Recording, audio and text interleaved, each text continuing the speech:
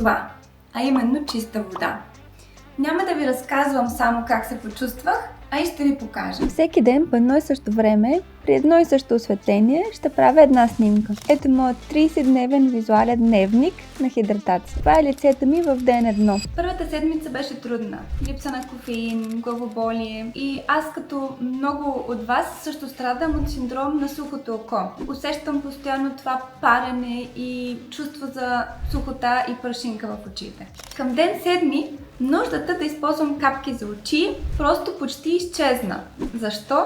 Слъзният ви филм е създаден най-вече от вода. А когато вие не хидратирате тялото си, вие крадете тази вода от окото си. А аз просто му я върнах. Втората седмица дойде визуалната промяна. Тъмните кръгове под очите и подпухналостта, която приемах долу-горе за нормална, започнаха да изчезват. Кожата под очите е много тънка. Когато е и дехидратирана, съдовете под нея започват да прозират още повече. Добрата хидратация прави кожата по-плътна и ги скрива.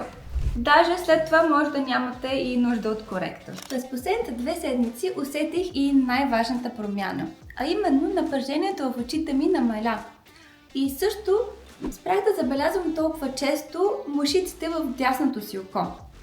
Това са така наречените очни мътнини.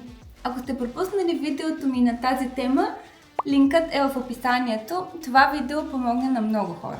Водата е ключова за формата на стъкловидното тяло. Това е гелоподобното вещество, което изпълва окото. Добрата хидратация намалява значително риска от плуващите мътнини.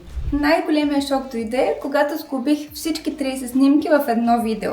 Вижте сами. По-малко сухота, по-малки тъмни кръгове и по-добър фокус. И не от скъп крем или лекарство, а просто от вода. Колко чаши чиста вода изпивате на ден?